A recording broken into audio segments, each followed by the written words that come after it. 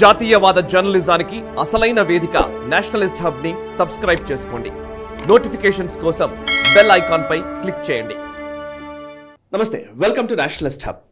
2024 సార్వత్రిక ఎన్నికలు మొత్తం మోదీ మానియాతో నడుస్తున్నట్టుగా కనబడుతోంది. ఇప్పటికే అబ్కీ బార్ 400 పార్ అని నరేంద్ర మోదీ ఇచ్చిన నినాదం గ్రామ స్థాయి దాకా చేరుకున్నట్టుగానే స్పష్టంగా కనబడుతోంది. అయితే ఈ 370 స్థానాలకు పైన బీజేపీ సొంతగా సీట్లు సాధించాలనే ఒక టార్గెట్ నిర్దేశించుకున్న సందర్భంలో తెలంగాణ నుంచి ఎన్ని సీట్లు వెళతాయనే ఒక చర్చ నడుస్తోంది. తెలంగాణలో ఇప్పటికే 2019లో 4 సిట్టింగ్ స్థానాలు భారతీయ జనతా పార్టీకి ఉన్నాయి. ఇప్పుడు 4 కాదు, ఇంకా ఎన్ని స్థానాలు పెరుగుతాయన్న చర్చ మొదలైన పరిస్థితి ప్రస్తుతం మనం చూస్తున్నాం. ఈ నేపథ్యంలో తెలంగాణలో ఒక పెక్యులర్, అందులోనూ రూరల్ అండ్ అర్బన్ 2 ప్రాంతాల కలగలిసినటువంటి ఒక నియోజకవర్గంగా ఒక కాన్స్టిట్యుయెన్సీ మనకు కనబడుతోంది. దాదాపుగా ఉత్తర తెలంగాణలో ఎక్కువగా భారతీయ జనతా పార్టీ చాలా స్పష్టంగా ఉత్తర తెలంగాణలో వాళ్ళకి మద్దతు లభిస్తోంది. దక్షిణ తెలంగాణలో కొంత వెనుకబడినప్పటికీ అండ్ హైదరాబాద్, అటు మల్కాజ్గిరి, ఇటు సికింద్రాబాద్లో పూర్తి అర్బన్ ఓటర్లు ఎక్కువగా ఉంటారు. కానీ ఒక కాస్మోపాలిటన్ ప్రాంతాలు, కాస్మోపాలిటన్ సిటీగా ఉన్నటువంటి, ఇప్పుడు న్యూ సిటీగా భావిస్తున్నటువంటి మేజర్ ఈ గచ్చిబౌలి లేకపోతే ఫైనాన్షియల్ డిస్ట్రిక్ట్ ఇది కావచ్చు, వికారాబాద్, తాండూర్ లాంటి రూరల్ ఏరియాస్ కావచ్చు, కలగలిసినటువంటి ఒక నియోజకవర్గం చేవెళ్ళ. మొత్తంగా తెలంగాణకు సంబంధించినటువంటి అర్బన్ రూరల్ ఆలోచనలు ఏ విధంగా ఉన్నాయి, ఎలా మోదీకి అనుకూలంగా ఉన్నారా, ప్రతికూలంగా ఉన్నారా అనే చర్చ నడుస్తున్న టైంలో ఈ టిపికల్ కాన్స్టిట్యుయెన్సీ ఈరోజు కీలకంగా కనిపిస్తోంది. సో చేవెళ్లలో ఎటువంటి పరిస్థితిని తెలుసుకునే ఒక ప్రయత్నం మనం చేస్తూ ఉన్నాము. అండ్ అందులో భాగంగానే భారతీయ జనతా పార్టీ అధికార ప్రతినిధి శ్రీ కిషోర్ పోరెడ్డి గారు ప్రస్తుతం నేషనలిస్ట్ హబ్ స్టూడియోలో ఉన్నారు. వారినే దీనికి ఎందుకు ఇన్వైట్ చేశానంటే ఒక కారణం కూడా ఉంది. ఆయన స్వయంగా ఒక ఐటీ సంస్థని నడుపుతూ ఉన్నారు. అండ్ ఆయనకి ముఖ్యంగా ఈ గచ్చిబౌలి ఈ ఏరియాలో ఉన్నటువంటి అభివృద్ధి కావచ్చు, ఇక్కడ జరుగుతున్నటువంటి న్యూ సిటీగా మారుతున్నటువంటి పరిణామాలు కావచ్చు, వీటన్నిటి మీద పూర్తి పట్టున్న వ్యక్తి అండ్ అటు రూరల్ ఏరియాస్కి సంబంధించిన అవగాహన కూడా ఉన్న వ్యక్తి. కాబట్టి ఫస్ట్ ఈ నియోజకవర్గం అండ్ స్వయంగా ఆ నియోజకవర్గ ఓటర్ కాబట్టి ఫస్ట్ వారిని అడిగి తెలుసుకుందాం, చేవేళ్ల పరిస్థితి ఏంటో తెలుసుకునే ప్రయత్నం చేద్దాం. నమస్తే సార్. నమస్తే కిషోర్ పోరెడ్డి గారు. బేసికలీ చేవేళ్ల గురించే నేను మాట్లాడడం, నాకు యాక్చువల్లీ మీరు as a state spokes person మీరు తెలంగాణ మొత్తం మీరు అనలైజ్ చేయవచ్చు. బట్ వేరాజ్ కొంత చేవేళ్ళ ఇందాక ఇంట్రొడక్షన్ లో చెప్పినట్టుగా ఫైనాన్షియల్ డిస్ట్రిక్ట్ కావచ్చు, గచ్చిబౌలి కావచ్చు, మొత్తం మినీ ఇండియా అంటుంటారు. వేరే వేరే రాష్ట్రాల నుంచి వచ్చిన వాళ్ళు, దేశాల నుంచి వచ్చిన వాళ్ళు అక్కడ స్థిరపడ్డ వాళ్ళు ఉన్నారు. చేవేళ్ళ అనగానే ఇటు రూరల్ అండ్ అర్బన్ కలిసిన ఏరియా కాబట్టి ఫస్ట్ మీ అభిప్రాయం చెప్తారు, అసలు significance of this particular constituency. ముందుగా సాయి గారు మీకు, అట్లాగే మన నేషనలిస్ట్ ప్రేక్షకులందరికీ నమస్కారం. మన రాష్ట్రంలో 17 లోక్సభ స్థానాలు ఉన్నాయి.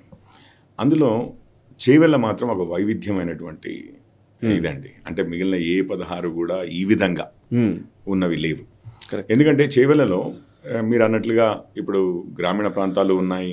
మనము తాండూరు ఇట్లాంటి ప్రదేశాలకు వెళ్తే ఇటు మనము మన హైటెక్ సిటీ షేర్లింగంపల్లి ఉంది కదా, అదంతా కూడా మళ్ళీ ఇదే చేవెళ్ళ దీంట్లోకి వస్తుంది. అంటే పట్టణ ప్రాంతాలు ఉన్నాయి, గ్రామీణ ప్రాంతాలు ఉన్నాయి, హైటెక్ ఉంది, హైటెక్ సిటీయే ఉంది.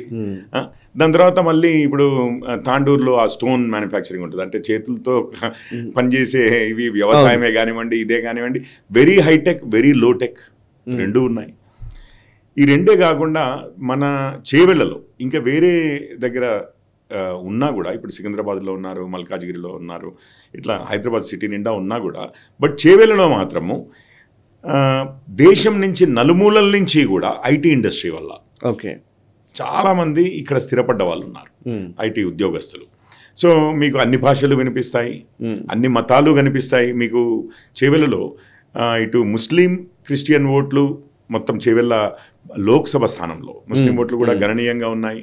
దాని తర్వాత హిందూ ఓట్లు కూడా ఉన్నాయి. అంటే మతాల పరంగా, భాషల పరంగా, ప్రాంతాల పరంగా, అట్లాగే పట్టణ గ్రామీణ వైవిధ్య పరంగా, దాని తర్వాత హైటెక్, లోటెక్. మీకు ఇంకొక విషయం కూడా ఉంది, రిచెస్ట్ పీపుల్ మన రాష్ట్రంలో, some of the richest people అదే ప్రాంతంలో ఉన్నారు. మన కోకాపేట్ చూడండి, ప్రాంతాలు చూడండి, మళ్ళీ పూరెస్ట్ పీపుల్ కూడా ఉన్నారు. ఇప్పుడు స్టోన్ ఇండస్ట్రీ మీరు నిజంగానే తాండూరు అట్లాంటి ప్రదేశాలకు వెళ్తే ఆ ఊర్లో ఎట్లా ఉన్నాయి అనేది మీరు చూడండి.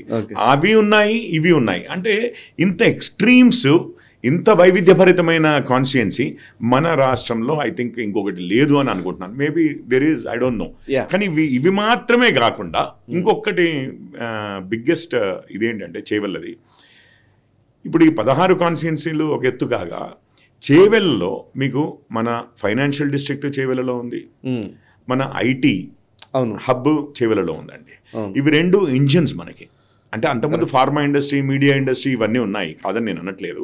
కాకపోతే గత కొద్ది సంవత్సరాల్లో, గత కొద్ది దశాబ్దాలలో మనకు విపరీతంగా మన రాష్ట్రాన్ని అసలు ప్రపంచ మ్యాప్లో పెట్టినవైనా కానీ, లేకపోతే ఈరోజు మనకి ఉద్యోగాల కల్పనలో విషయంలో తీసుకున్నా, అవి కూడా కొంచెం బాగా విలువైన ఉద్యోగాల కల్పనలో తీసుకున్నా, లేకపోతే మనకు రెవెన్యూ పరంగా తీసుకున్నా, ఈరోజు భూముల విలువల పరంగానే తీసుకున్నా, అక్కడ రియల్ ఎస్టేట్ పరంగానే తీసుకున్నా, అసలు మన రాష్ట్రానికి ఒక గ్రోత్ ఇంజన్ అంటే ఈరోజు చేవెళ్ళ కాన్స్టిట్యుయెన్సీ అండి.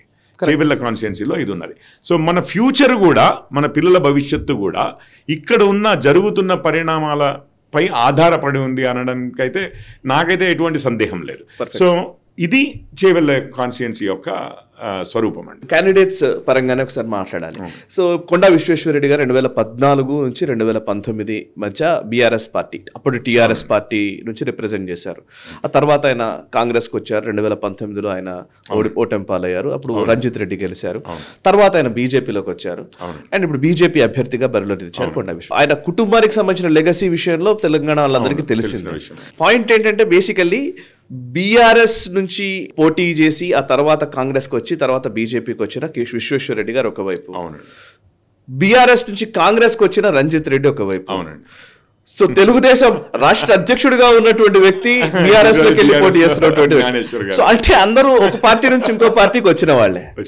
ఇందులో ఎవరు ఇప్పుడు అఫ్ కోర్స్ మీరు బీజేపీ రిప్రజెంట్ చేస్తారు కాబట్టి బీజేపీ అంటే తెలుసు. హౌ ఎలా మీరు జస్టిఫై చేస్తారు విశ్వేశ్వరరెడ్డి గారిని? నేనేం లేదు, ఇప్పుడు ఈ వైవిధ్యాన్ని చూసాను. ఈ వైవిధ్యం ఏంటి అని అంటే, ఒకటి ముఖ్యంగా అన్నిటికంటే ముఖ్యమైనది, సరే ఇన్ని ప్రాంతాల వాళ్ళు ఉన్నారు, ఇన్ని భాషల వాళ్ళు ఉన్నారు, ఇవన్నీ పక్కకు పెట్టండి. ముందు మన రాష్ట్ర భవిష్యత్తు మాత్రము ఈ లోక్సభ స్థానం మీద ఆధారపడి ఉంది అనేది అదైతే మీరు నమ్ముతున్నారా? ఎందుకంటే మన ఐటీ ఇండస్ట్రీలో అందులోనే ఉంది, ఫైనాన్షియల్ హబ్ అందులోనే ఉంది. ఇప్పుడు జరుగుతున్న గ్రోత్ కూడా అక్కడే జరుగుతోంది. చాలా అంటే గ్రోత్ అని అంటే ఈవెన్ నేను సిటీ గ్రోత్ మాట్లాడుతున్నాను. సిటీ గ్రోత్ ఏదో అంటే అక్కడ వాళ్ళే ఏదో చేస్తున్నారని కాదు, బట్ సిటీ నుంచి అన్ని ప్రాంతాల నుంచి వచ్చి వర్క్ చేస్తారు. కానీ మనకు తెలిసిన విషయమే ఐటీ ఫైనాన్షియల్ హబ్స్ అన్నీ కూడా. సో ఇక్కడ నుంచి రెవెన్యూ కావాలన్నా, మనం విదేశీ పెట్టుబడులు ఆకర్షించాలన్నా మన రాష్ట్రంలోకి విదేశీ పెట్టుబడులు ఆకర్షించాలన్నా మళ్ళీ పక్కనే మళ్ళీ ఎయిర్పోర్ట్ ఉంది, ఓఆర్ఆర్ ఉంది, ఫెసిలిటీస్ ఉన్నాయి, ఆల్రెడీ ఒక క్లస్టర్గా ఏర్పడిపోయి ఉంది. గూగుల్, మైక్రోసాఫ్ట్ ఇట్లాంటివి ప్రపంచ అంటే ప్రఖ్యాతి చెందిన కంపెనీలు ఉన్నాయి, టాలెంట్ ఉంది, ఇక్కడ వచ్చి అవైలబుల్ అయిన టాలెంట్ ఉంది. ఇవన్నీ ఉండడం వల్ల రేపు మనం ఇక్కడి నుంచి ఇప్పుడు ఫర్ ఎగ్జాంపుల్ ఐటీ అనుబంధ విషయాలే ఉన్నాయి. మనం హార్డ్వేర్ కానివ్వండి, ఫర్మ్వేర్ కానివ్వండి, లేకపోతే డ్రోన్స్ అనండి, అన్నీ కూడా హైటెక్ విషయాలే మనం మాట్లాడుతున్నాం. సో ఈ పిఎల్ఐ స్కీమ్ వచ్చింది ఈ మధ్య, వాటి నుంచి కూడా ఈ కంప్యూటర్ అనుబంధమైనటువంటి ఏరియాల్లోనే మనము పెరిగే అవకాశాలు ఉన్నాయి.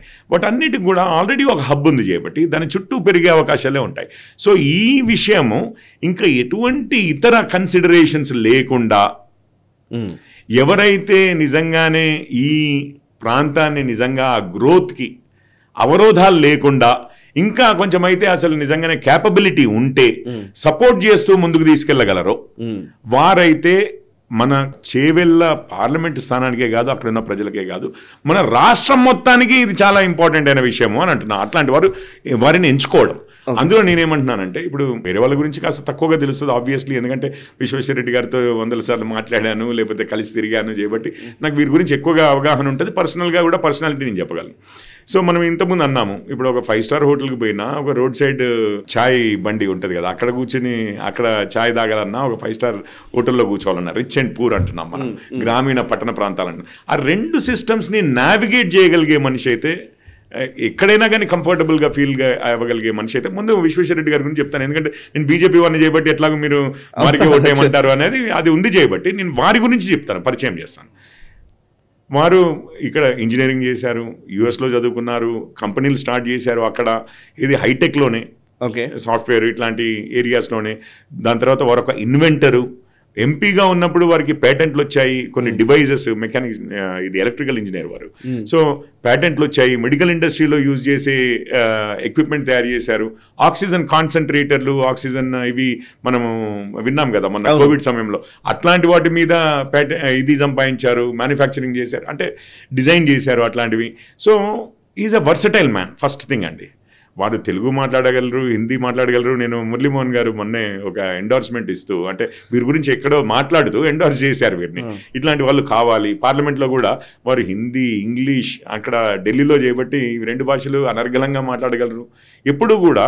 ప్లస్ ఇంకొక విషయం ఏంటంటే, ఆయన వచ్చిన ఇంకా వారి తాతగారి దగ్గర నుంచి రంగారెడ్డి గారు కానివ్వండి, మాధవరెడ్డి గారు చీఫ్ జస్టిస్గా ఉన్న వారే కానివ్వండి, వీరే కానివ్వండి, ఫ్యామిలీ కానివ్వండి, ఇటు అపోలో వాళ్ళే కానివ్వండి, ఏమవుతుందంటే తన ఎప్పుడు చెప్తూ ఉంటారు. ఆయన కూడా, నేను పక్కన ఉండగా కూడా 1-2 ఇంటర్వ్యూస్ ఇచ్చారు ఇది నేషనల్ మీడియాకి. అందులో అంటూ ఉంటారు, నేను అందరికీ చెప్తూ ఉంటాను పాలిటిక్స్లోకి, మీ పర్సనల్ గోల్స్ అచీవ్ చేయకముందు మీరు ఇందులోకి రాకండి.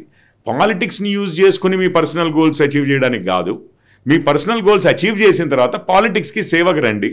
అంతేగాని పాలిటిక్స్ వాడుకుని నేను రిచ్ అవ్వాలి, నేను అదవ్వాలి, నేను డబ్బు సంపాదించాలి, పవర్ అనుభవించాలి, ఇట్లాంటి వాటి కోసం మీరు వస్తే మాత్రం అది మంచి పద్ధతి కాదు. అండ్ నష్టపోతాము, మీరు నష్టపోతారు, ప్రజలు నష్టపోతారు అని చెప్తా ఉంటారు. సో ఈయనకేంటంటే ఈరోజు వీరికి ఏంటంటే ఈ రాజకీయాల్లోకి వచ్చి తనేదో బాగుకునేది ఏమీ లేదు అక్కడ అన్న ఒక ఇది ఉంది. నాది, నా ఫ్యామిలీ, పిల్లలు ఇదంతా సెటిల్ అయిపోయాము, నాకు కావాల్సింది అంటే నేను చూసుకోవాల్సింది చూసుకున్నాను. ఈరోజు నాకు కావాల్సింది ఏంటంటే, నేను ఇప్పుడు నా సమయాన్ని నేను బిగ్గర్ కాజ్కి ఇన్వెస్ట్ చేసి వాటిల్లో నేను ఇన్వాల్వ్ అయ్యి నేను సాటిస్ఫాక్షన్ కోసం వస్తున్నాను అన్న టైప్లో ఉన్నారు. సో మీకు డైవర్సిటీని హ్యాండిల్ చేయగలరండి. Okay, North India, South India, Hindi, Telugu, English, rich and poor ఇది చేయగలరు. ప్లస్ వారి స్వస్థలం కూడా చేవెళ్ళ కాన్స్టిట్యుయెన్సీయే. వారు లోకల్ ఉన్న ఒకే లోకల్ క్యాండిడేట్ అనుకుంటా, ముగ్గురులో కూడా లోకల్ క్యాండిడేట్. ఇప్పుడు వీరు వచ్చి ఇక్కడ సెటిల్ అయ్యారు అనేది కాదు, వీరు తాతల కాలం నుంచి ఇక్కడే ఉన్నారు, వ్యవసాయాలు ఉన్నాయి, చుట్టాలు ఉన్నారు. అదే వారి తాతగారి పేరు మీద వచ్చింది కేవీ రంగారెడ్డి గారు అని చెప్పి, రంగారెడ్డి డిస్ట్రిక్ట్ అని. సో ఇక్కడ లోకల్ వాడు వ్యవసాయము ఈజ్ వెరీ కంఫర్టబుల్, పంచగట్టగలడు, సూటు వేయగలడు అన్న టైప్లో ఈ మధ్య చూస్తూనే ఉన్నారు. క్యాంపెయినింగ్లో అంతా పంచగట్టుకుని వెళ్తున్నారు. సో ఈ వర్సటిలిటీ ఏదైతే ఉందో, ప్లస్ ఒకటి ఏంటంటే ఇక్కడ బిగ్ స్టేక్స్ గేమ్ అండి చేవెళ్ళ.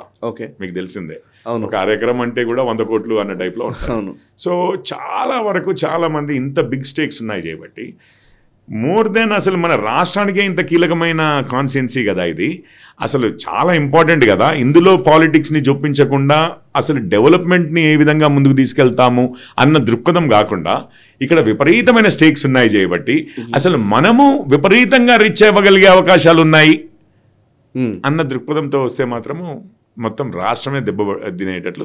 లక్కీగా విశ్వేశ్వరరెడ్డి గారికి అట్లాంటి ఇదే లేవు, వారి పర్సనాలిటీ కూడా అది కాదు. అది నన్ను కాదు, కాన్స్టిట్యుయెన్సీలో ఎవరిని అడిగినా కూడా చెప్పేది ఏంటంటే ఏదో సంపాదన కోసం మీరు వచ్చారా అంటే అది కాదు అన్నట్టు. సార్ అయితే మీరు కిషోర్ గారు, మీరు నేను చాలాసార్లు మాట్లాడుకుంటున్నాను, 2 రకాల పాలిటీషియన్స్ ఉంటారు. ఒకటి నిజంగా పాలసీస్ కోసము, లేకపోతే అసలు దేశం మారాలంటే ఏం చేయాలి, ఇక్కడ అభివృద్ధికి ఏం చేయాలి, కొంచెం ఐడియేషన్ చేయగలిగే వ్యక్తులు, ఐడియాస్ ని ఫ్లోట్ చేయడం కానీ వాటిని ఇంప్లిమెంట్ చేయడం కానీ.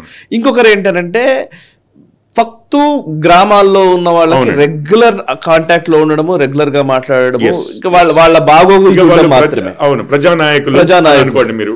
ఇప్పుడు రెండు ఉంటాయి దీంట్లో. మీరు అన్నది, ఇప్పుడు నేను అనేది అర్బన్ ఓటర్స్, లేదా ఇప్పుడు మీరు షేర్లింగంపల్లి లేదా గచ్చిబౌలి ఇక్కడ ఉన్న వాళ్ళు ఎవరికైనా ఐటీలో పనిచేసే వాళ్ళందరికీ ఏంటంటే, నాకు కావాల్సిన మామూలు మా ఇన్ఫ్రాస్ట్రక్చర్ ఏమి ఇబ్బంది రాకుండా ఉండాలి, నా రోడ్లు నాకు కావాల్సినవి వస్తే చాలు.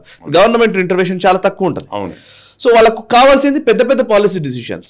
బట్ వేరే వికారాబాద్, తాండూరు ఇట్లా ఊర్లలోకి వెళ్ళామనుకోండి, వాళ్ళకేమో కనెక్ట్ అవసరం, ఎమోషనల్.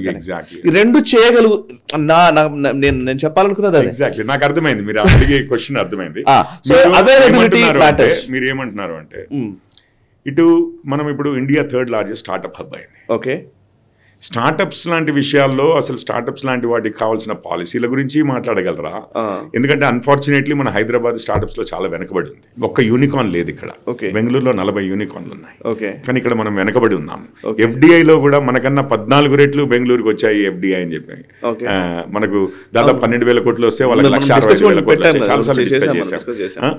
ఈవెన్ మనము ఇక్కడ డావోస్ వెళ్ళినా కూడా మనకు 4,200 కోట్లు అంటే అక్కడ 60,000 కోట్లు అన్నారు.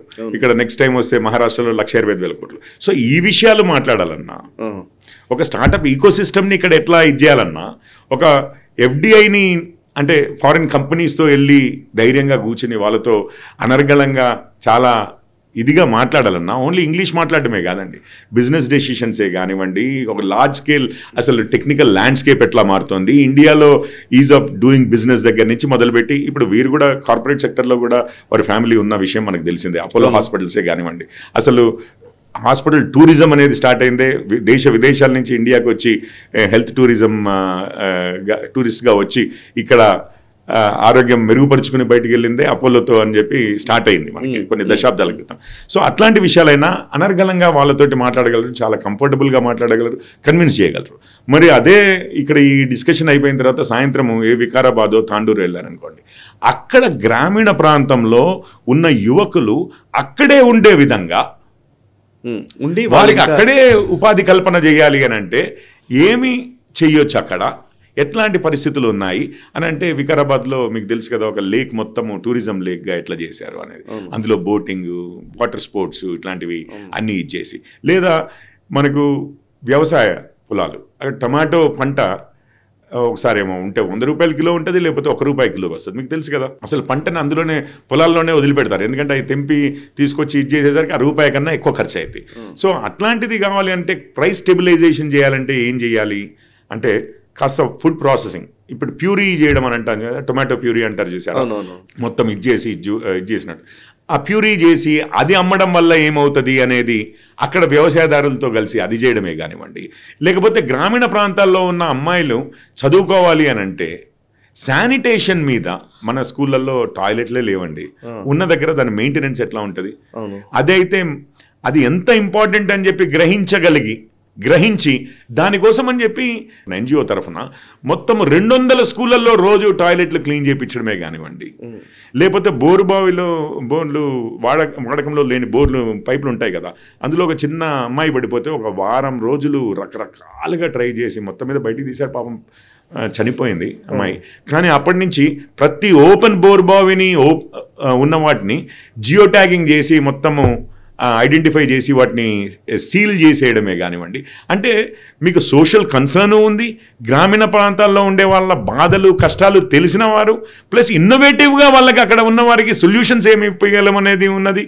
ఓకే, ఇంత ఆలోచన అండ్ సోషల్ సెన్స్ ఉందండి. ఇప్పుడు గ్రామీణ ప్రాంతాల్లో పిల్లలు టాయిలెట్లు అని అంటే నార్మల్గా టాయిలెట్ల విషయంలో అసలు ఇది ఒక వెరీ అట్రాక్టివ్ సబ్జెక్ట్ కాదు, స్టైలిష్ సబ్జెక్ట్ కాదు, లేకపోతే పాష్ సబ్జెక్ట్ కాదు అన్న టైప్. అంటే ఇక చాలామంది మొహమాటమే పడతారు అసలు టాయిలెట్ల గురించి. అదేనంటే టాయిలెట్లోకి వెళ్ళి క్లీన్ చేయాలన్నా కానీ చేయగలిగే వ్యక్తి ఒకవైపు, అంటే మనం ఏదో చేసాము, 4 ఫోటోలు దిగాము, దాని తర్వాత పబ్లిష్ అయ్యాయి, సోషల్ మీడియాలో పెట్టామనేది కాదు. దీన్ని long term solution at scale, అంటే ఒక్క స్కూల్ కాదు, అర స్కూల్ కాదు అన్న టైప్లో అట్లాంటివి చేయడమైనా ఆలోచనలు ఉన్నాయి, దీక్ష ఉంది, అది అర్థం చేసుకోగలరు. ఒక చింత చెట్టు కింద కంఫర్టబుల్గా పడుకుని అక్కడ ఉన్న నలుగురితో కూర్చొని గంటలు డిస్కషన్లు పెట్టి అక్కడ ఉన్న విషయాలు మాట్లాడమని అంటే, స్టోరీలు చెప్పుకోమంటే అది చేయగలరు. ఒక ఇక్కడే వచ్చి హయత్లోనో ఎక్కడనో ఇట్లాంటివి ఉంటాయి కదా, హిల్టన్లోనో కూర్చుని యుఎస్ నుంచి బిగ్ సాఫ్ట్వేర్ కంపెనీ సీఈఓలు వచ్చినా కానీ వారితో కూర్చుని చాలా సునాయాసంగా గ్లోబల్ విషయాలు కానివ్వండి ఇట్లాంటివి డిస్కస్ చేయగలరు. సో అది ఉంది చేయబట్టి హీఈస్ అన్ ఎగ్జాక్ట్ ఫిట్.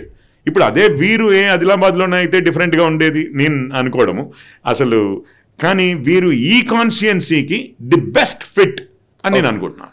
ఎందుకంటే it requires multiple talents, versatility. సి మీకు మనం కూడా 2-3 సార్లు మాట్లాడాం యాక్చువల్లీ స్టార్ట్అప్ ఎకో సిస్టమ్ గురించి. మన రాష్ట్రానికి వస్తున్న స్టార్ట్అప్స్ ఏంటి, పక్కన బెంగళూరుకి వెళ్తున్నవి ఏంటి, అక్కడ యూనికార్న్స్ గా మారుతున్నాయి ఏంటి అని మనం మాట్లాడాం చాలా సార్లు. C everything related to the state government అనే ఒక పాయింట్ కూడా ఉంది. స్టేట్ గవర్నమెంట్ కనుక అనుకుంటే కనుక అప్పుడు వచ్చేది కదా అని మనం అనుకున్నాం. సో ఇప్పుడు ఒక ఆర్గ్యుమెంట్ ఏంటి అని అంటే, ఇక్కడ రాష్ట్రంలో అధికారంలో ఉన్నది కాంగ్రెస్ పార్టీ. సో ఇంతకుముందు బీఆర్ఎస్ చేయలేకపోయింది అనే మాట మీరు చాలా సార్లు అన్నదే. బట్ కాంగ్రెస్ పార్టీ ఇప్పుడు అధికారంలో ఉంది. మీరు అంటున్న ఇన్నోవేషన్స్ ఏది జరిగినా అది ప్రభుత్వ పాత్ర లేదా, ప్రభుత్వ పాత్రని అండ్ రాష్ట్ర ప్రభుత్వ పాత్రని ఎంపీ క్యాండిడేచర్ కి ఎట్లా మీరు లింక్ చేస్తారు? ఎంపీ క్యాండిడేచర్కిను రాష్ట్ర ప్రభుత్వ పాత్ర అంటున్నారా, లేకపోతే ఐటీ ఇండస్ట్రీ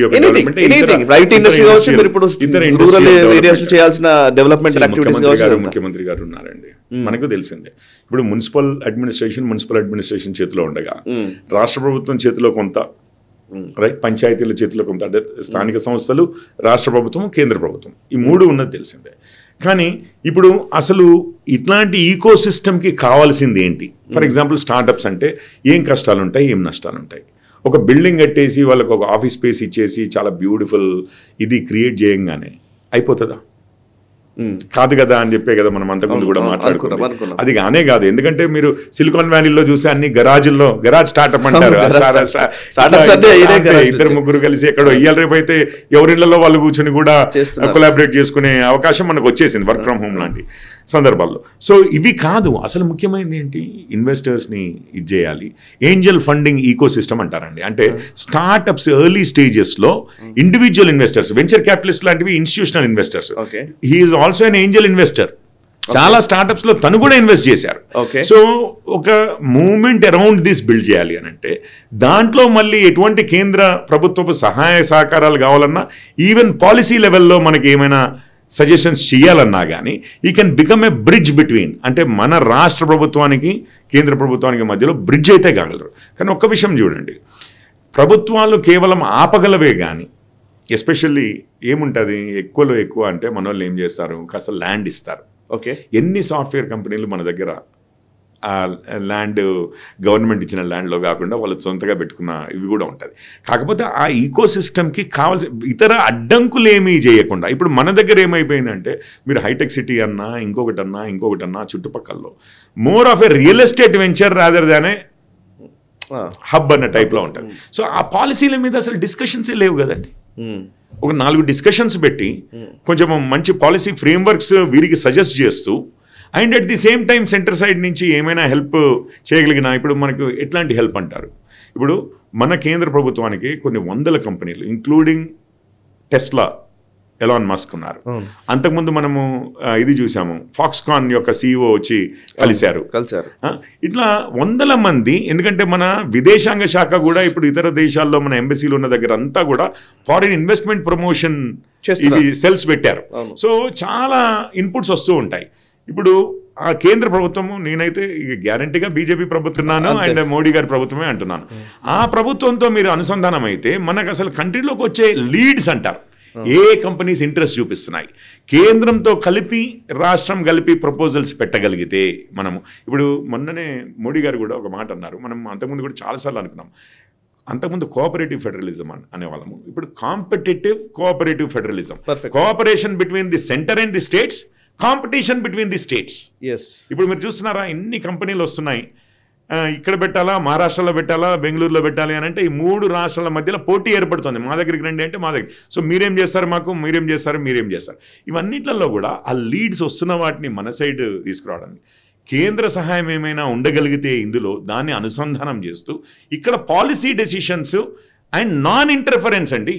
మనం లోకల్ పాలిటీషియన్ లాగా ప్రతి వీళ్ళు చేసినట్లుగా ఇక్కడ నేను అయిపోయాను, ఇక్కడ నేను రాజా అన్న టైప్లో కాకుండా ఆ కాస్మోపాలిటన్ నేచర్ని ఎంకరేజ్ చేసే వాళ్ళలాగా కాస్త ఫ్రీడమ్ ఇచ్చేలాగా ఉంటే, రైట్, ఇన్వాల్వ్ చేసి దీన్ని ఎక్స్ప్లాయిట్ చేయకుండా ఉండగలగడం. వీళ్ళు పెద్దగా ఇక్కడ ఉన్న పాలిటీషియన్ వాళ్ళు ఏదో తీసుకొచ్చి మొత్తం చేయాలని కాదు, అసలు ఫస్ట్ ఇదేంటి అంటే అసలు ఏమీ ఎక్స్ప్లాయిట్ చేయకుండా సొంత లాభాల కోసమని మొత్తము నష్టపరచకుండా ఉండగలిగే వాళ్ళు ఉంటేనే అక్కడికి సగం లాభం. కానీ రాష్ట్ర ప్రభుత్వంతో కూడా రాజకీయాలు చేసినప్పుడు, రాజకీయాలు లేనప్పుడు అండ్ సొంత లాభం అనేది దూరమై పక్కకు పెట్టి రాజకీయాలు లేనప్పుడు రాష్ట్ర ప్రభుత్వంతో, కేంద్ర ప్రభుత్వంతో, బయట నుంచి వచ్చే వాళ్ళతోటి ఈ లీడ్ ఇవన్నిటిని ఇంటిగ్రేట్ చేసి అందరితో ఏ శశబిషలు లేకుండా, ఏ అహంకార ధోరణి లేకుండా వ్యవహరించగలిగి మాట్లాడగలిగే వాళ్ళు. ఎందుకంటే మనం బిగ్గర్ కాజ్ కోసం పనిచేస్తున్నాం, మన రాష్ట్రం కోసం పనిచేస్తున్నాం, తెలంగాణ కోసం పనిచేస్తున్నాం, తెలంగాణ ఫ్యూచర్ కోసం పనిచేస్తున్నాం అన్న విధంగా ఆలోచించే వ్యక్తి ఉంటే it can make a humongous difference. పోయిన ప్రభుత్వంలో ఏమైంది, ఇటు బీఆర్ఎస్ అని అంటే మీరు ముఖ్యమంత్రి కావచ్చు, మీరు వేరే పార్టీ బీజేపీ అంటే మీరు ప్రధానమంత్రి కావచ్చు, కానీ మీరు వేరు మేము వేరు, మీరు వస్తే మేము వచ్చేది లేదు, మా మొహం ఇటువైపు మీ మొహం అటువైపు, మిమ్మల్ని చూసే ప్రసక్తే లేదు. ఏదో ఇద్దరి మధ్యలో, ఈ 2 పార్టీల మధ్యలో ఒక పోటీ అనేది కాకుండా ప్రత్యర్థులు అన్నట్టుగా కాకుండా శత్రువులు అన్న టైప్లో చేసేసరికి మొత్తం బ్రేక్ డౌన్ అయింది, హైదరాబాద్ నష్టపోయింది. కానీ ఈ వ్యక్తి ఏంటి అంటే అట్లాంటి వారు కాదు. ఓకే, సో మీరు ఒక చాలా లాజికల్ ఒక మాట చెప్పారు. యాక్చువల్లీ నేను జనరల్గా ఎలక్షన్స్ ప్యాటర్న్, ఓటర్ ప్యాటర్న్ ఎలా ఉంది, ఓటింగ్ ఎట్లా జరుగుతుందని మనకు తెలియదు. అసెంబ్లీ ఎలక్షన్స్ అనుకోండి, స్టేట్ గవర్నమెంట్ ఎవరు అనేది లెక్క, ముఖ్యమంత్రి అవుతారు, ఎవరు ముఖ్యమంత్రి అవుతారు, ఏ పార్టీ అధికారంలోకి వస్తుంది అనేది ఉంటుంది. ఎమ్మెల్యే ఎలక్షన్స్ అట్లాగే జరుగుతాయి. ఎంపీ అనగానే సెంట్రల్ లెక్క అవుతుంది. ప్రధానమంత్రి. ఇక్కడ సమస్య ఏంటంటే ఇక్కడ స్టేట్ లో ఒక పార్టీ అధికారంలో ఉండి సెంట్రల్ లో ఒక పార్టీ వచ్చినప్పుడు దాన్ని అనుసంధానించే వ్యక్తి కీలకం అన్నారు. That is very logical argument కావాలి, సాఫ్ట్ పర్సన్ కావాలి, వెరీ అగ్రెసివ్ గా అహంకార ధోరణితో ప్రతి వారిని శత్రువుల్లాగా కాకుండా, ఇప్పుడు ప్రజలు ఎన్నుకున్న రాష్ట్ర ప్రభుత్వమే, ప్రజలు ఎన్నుకున్న కేంద్ర ప్రభుత్వమే, ఇద్దరు రెండింటినీ ప్రజలు ఎన్నుకున్నదే. కాబట్టి మనం ఎవరమండి మధ్యలో కదా. ఆ విధంగా ఇద్దరిని అనుసంధానం అంటే మన సొంత అహాన్ని పక్కకు పెట్టి కూడా మన రాష్ట్రం కోసము మన ప్రజల కోసం పనిచేసే వాళ్ళు అయితే కాస్త స్మూత్ గా రిలేషన్షిప్స్ ఇది చేసి తన అహాన్ని తగ్గించుకొని పనిచేసే వాళ్ళు అనేది కావాలి మనకి. అది నేనైతే నమ్ముతున్నాను. What is your quick appeal, last conclusion, quick appeal ప్రజలకు ఏమైనా ఉందా? ఈ చేవెళ్ళ కాన్స్టిట్యుయెన్సీలో ఏ సెగ్మెంట్ ప్రజలైనా, మీరు నార్త్ ఇండియన్స్ అయినా, సౌత్ ఇండియన్స్ అయినా, అక్కడి నుంచి వచ్చి ఇక్కడ సెటిల్ అయిన వారైనా, మీరు హిందీ మాట్లాడినా, ఇంగ్లీష్ మాట్లాడినా, తెలుగు మాట్లాడినా, మీరు స్టార్టప్సే చేస్తున్నా, ఐటీ ఇండస్ట్రీలో ఉన్నా, ఫైనాన్షియల్ వాటిల్లో ఉన్నా, లేకపోతే ఇతరత్ర ఎటువంటి ఇండస్ట్రియల్ సెక్టర్లో ఉన్నా, మీరే ఆంటర్ప్రినర్స్ అయినా, మీరు జాబ్ చేసే వాళ్ళైనా, లేకపోతే మీరు గ్రామీణ ప్రాంతంలో వ్యవసాయం చేసే వాళ్ళైనా, లేకపోతే ఇతరత్ర వేరే కార్యక్రమాలు చేసే వాళ్ళైనా, లోటెక్ అయినా హైటెక్ అయినా, మీ అందరినీ అర్థం చేసుకోగలిగి అందరితో చాలా కంఫర్టబుల్గా ఇంటర్మింగిల్ అయ్యి మనకు హెల్ప్ చేయగలిగే వ్యక్తి అయితే అది వీరండి. సొంతగానే వారే ఇంజనీరు, వారే ఇన్నోవేటరు, వారే ఆంటర్ప్రినరు, వారే వ్యవసాయదారు, అన్ని రకాలుగా చేశారు వారు. So he is one among us, and among all of this he is one who can interact with everybody, who can every one of you can feel very comfortable. అంటే ప్రతి ఒక్కరు కూడా అరే మనవాడే అని అనిపించుకోగలిగే పర్సనాలిటీ ఉన్న వ్యక్తి. కాబట్టి he will be a very great choice, first thing. Second thing ఏంటి అంటే ఇంకా ఇతరత్ర అని అంటే, ఇప్పుడు మీరు అన్నారు ఇతరత్ర ఎవరు వచ్చినా కూడా ఇంకొక చిన్న ఇది చెప్తాను. ఇప్పుడు వెళ్ళేది పార్లమెంట్ కోసం అండి. ఇప్పుడు బీజేపీ ప్రభుత్వం అక్కడ రాబోతోంది. ఆ ప్రభుత్వంతో మనం ఇప్పటికే కాస్త ఈ గత 10 సంవత్సరాల్లో కూడా కర్ణాటక ఇవన్నిటికన్నా కాస్త వెనకబడిపోయాము. అంతకుముందు ఐటీలో దగ్గరికి వస్తున్నా కూడా ఈ సెక్టర్స్లో చాలా అడ్వాన్స్డ్ వెళ్ళిపోతున్నాయి, మ్యానుఫ్యాక్చరింగ్ ఇట్లాంటి వాటిల్లో, స్టార్టప్స్లోను ఇట్లాంటి వాటిలో. సో మనం కొంచెం వెనకబడి ఉన్నాము. దానికి క్యాచప్ కావాలి అని అంటే 2 ఇంజన్లు కూడా, అవి కాంగ్రెస్ ఇంజన్ కావచ్చు రాష్ట్రంలో ప్రభుత్వము, అటు బీజేపీ ఇంజన్ కావచ్చు, 2 ఇంజన్లు కూడా ఫైర్ అయ్యి హైదరాబాద్ని ఫుల్ స్టీమ్లో ముందుకు తీసుకెళ్ళగలిగే రోల్ ప్లే చేయగలిగే వారైతే మనం అందరం లాభపడతాము, రాష్ట్రం లాభపడుతుంది, నాట్ ఓన్లీ చేవెళ్ళ కాన్స్టిట్యుయెన్సీ. కాబట్టి ది చాయిస్ ఈజ్ క్లియర్ అనుకుంటున్నాను ఇక్కడ ఉన్న ఓటర్లకి. కొండా విశ్వేశ్వరరెడ్డి గారికి ఓటేసి ఈసారి మోడీ గారిని బలపరచవలసిందిగా కోరుతున్నాను. Right sir, thank you very much Kishore Pareddy గారు, థ్యాంక్స్ అలాట్. సో చూసారు కదా, ఇది కిషోర్ పరెడ్డి గారితో డిస్కషన్. యాక్చువల్లీ ఆయన చెప్తున్న దాంట్లో ఒకే ఒక కీలకమైన విషయం ఏంటి అని అంటే, సెంట్రల్లో మోదీ గవర్నమెంట్ ఖచ్చితంగా వస్తున్నట్టుగా కనబడుతోంది, చాలా స్పష్టంగా అర్థమవుతోంది. అండ్ భారతీయ జనతా పార్టీ ప్రతినిధి అయితే గనక, ఇక్కడ చేవెళ్ల నుంచి గెలిస్తే గనక ఖచ్చితంగా ఇక్కడ రాష్ట్ర ప్రభుత్వపు దగ్గర ఉన్నటువంటి పరిమితుల మేర వాళ్ళు చేసే అభివృద్ధి ఒకవైపు జరుగుతున్నప్పటికీ కూడా సెంట్రల్ నుంచి వచ్చే అనేక లబ్ధి చేకూర్చే, ప్రయోజనాలు చేకూర్చే అనేక అంశాల విషయంలో బీజేపీ ప్రతినిధి అయితేనే కాన్స్టిట్యుయెన్సీకి, ఆ నియోజకవర్గానికి మంచి జరుగుతుంది అనేది వారు చెప్తున్నమాట. సో ఈ ఆర్గ్యుమెంట్ మీకు కూడా నచ్చినట్లయితే ప్లీజ్ ఈ వీడియోని లైక్ చేయండి, 10 మందికి షేర్ చేయండి, అండ్ మీ కమెంట్స్ ద్వారా కూడా మీ అభిప్రాయాలు మాతో పంచుకోండి. చేవెళ్లలో ఎవరు గెలుస్తారు అనే విషయం కూడా మీరు చెప్పవచ్చు కమెంట్స్ ద్వారా. చూస్తూనే ఉండండి నేషనలిస్ట్ హబ్, మనసా వాచా కర్మణ, దేశహితం కోసం.